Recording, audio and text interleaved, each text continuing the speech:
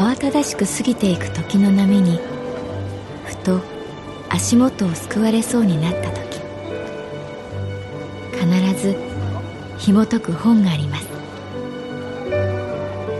その本にはある女性の人生が描かれています。どこにでもあるごく普通の人生。でも本の中の彼女に出会うと、心の湖に波紋が幾重にも広がるように、ゆっくりと優しい言葉が満ちていきます。今日はどんな彼女に会えるでしょうか。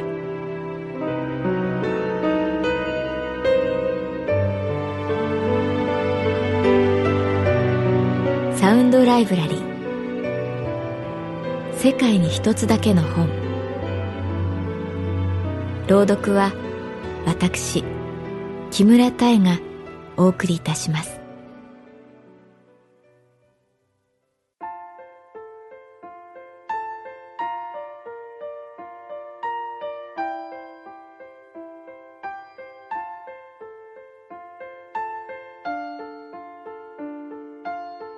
私の名前は月原かな子、38歳。旅行会社に勤めている。会社に弟の達也から電話があった。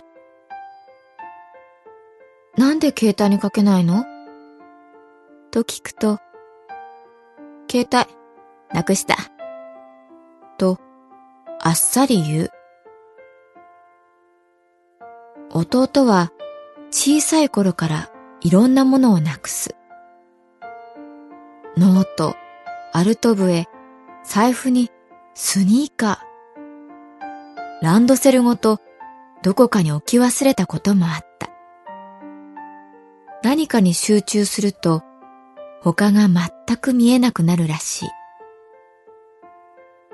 何かをなくすたびに、まったくしょうがない子だね、と母は言った。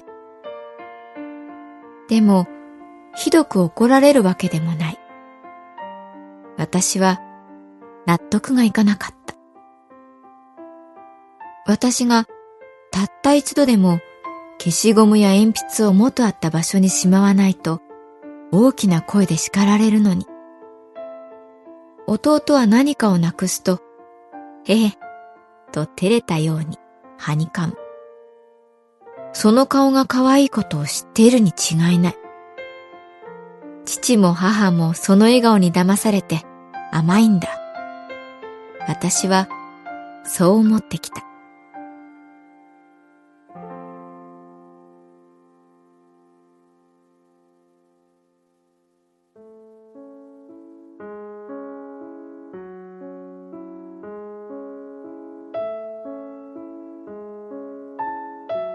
幼い頃、夏の間だけとはいえ、祖母のもとに一人預けられた過去は、どこか私の中にひがみの種を植え付けた。私なんかいなくなっても、誰も困らないんだ。普段は忘れているけれど、そんな思いは、ひそやかな私の暗闇で発芽し、育っている。弟の声はいつも懐かしく、かすかな苦みを喚起する。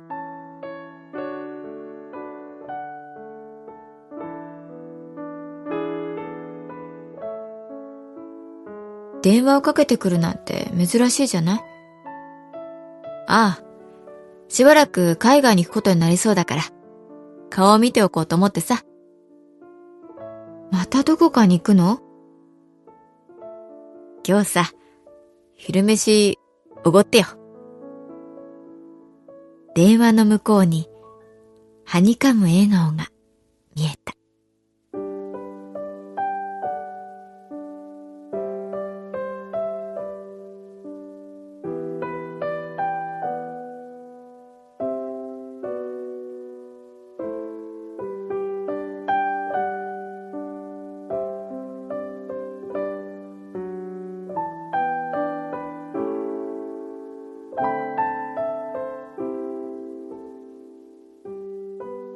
母から聞いたことがある。弟の達也という名前。どういう漢字にするか父と揉めたらしい。達人の達になりで達也という母に対し、父は達人の達に弓矢の矢がいいと譲らなかった。お父さんがつけた名前のせいで、あの子はいつでも弓矢のようにどこかに飛んでく。母がこぼした通り、弟は定職に就かず、今も世界中を飛び回っていた。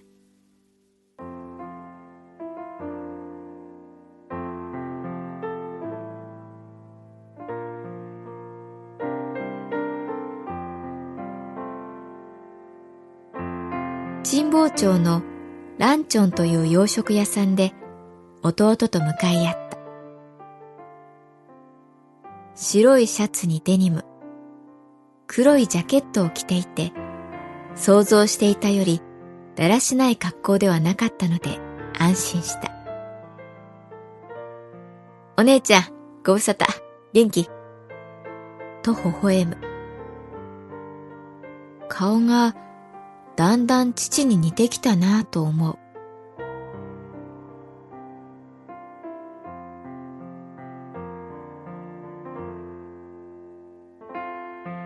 弟はハンバーグを頼み、私はオムライスを注文した。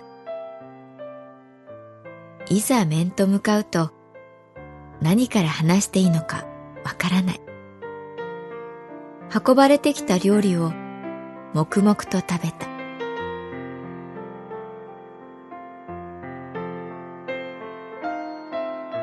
弟は付け合わせのサラダから細く切った人参を私の皿に乗せる。お姉ちゃん、人参好きだったよな。たったの一本も自分の皿に置きたくないように、真剣にサラダを点検する弟のおでこのあたりを見ていた。幼い頃、母に見つからないように、やっぱり私のお皿に人参を移していた達也。たっちゃん、それくらい食べなさい。昔と同じセリフを私は言った。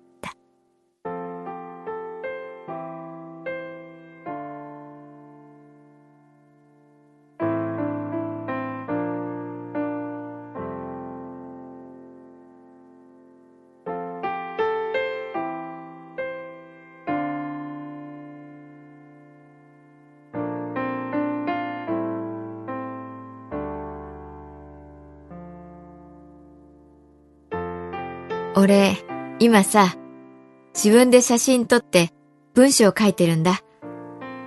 いつかまとめて本になるといいなと思って。お姉ちゃんの知り合いでさ、編集の人とかいたら紹介してくれよな。ふと、西谷さんの顔が浮かんで、顔が赤くなってしまった。私のお客様で、私が今好きな人、西谷宗太郎さん。雑誌の編集をやっている。ドキドキしたことを悟られないように、私はゆっくり水を飲んだ。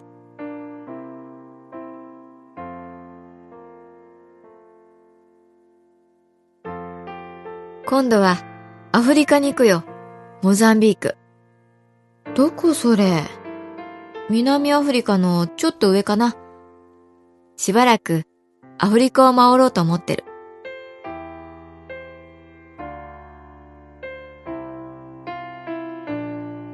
幼い頃、弟を呼びに行くのが私の役目だった。暗くなっても家に帰ってこない弟を迎えに行くのだ。私はこの役目が嫌だった。夕方、楽しみにしているアニメ番組があった。どうして私が弟を探し、連れ戻さなくちゃいけないのか。イライラしながら夕闇を早歩きした。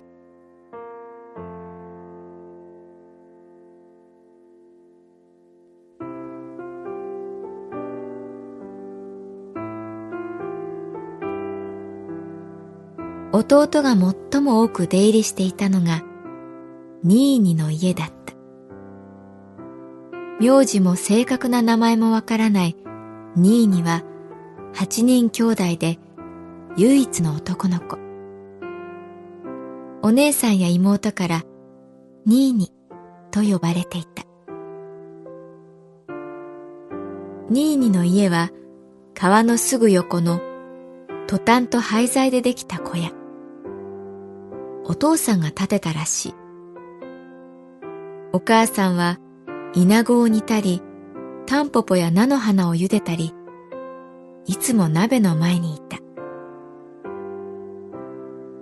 ニーニは冬でも夏でも汚れた T シャツを着ていた。笑うと前歯が一本しかなかった。達也はまるで家族の一員のように可愛がられていた。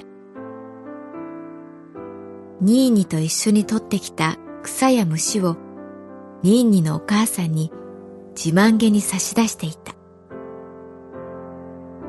お姉ちゃんも一緒に食べていかない？とお母さんに誘われたけれど、私は無言でお辞儀をして達也の手を引っ張り家に連れて帰った。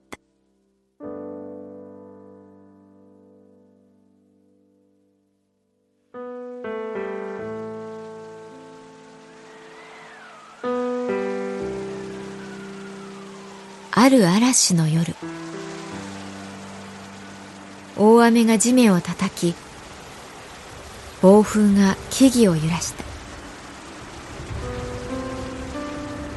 ガタガタと音を立て続ける窓が怖くて眠れなかった。翌朝、川の水はあふれ、川幅が倍近くに広がっていた。ニーニの家が流されてしまった。ニーニ一家はそれ以来姿を消した。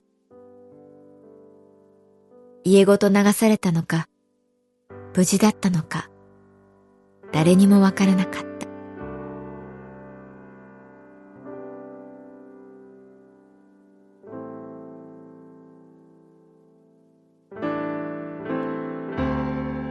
川べりで達也は泣いた。大声で泣いた。私もつられて泣いた。一度くらいニーニの家でご飯を食べればよかったと思いながら。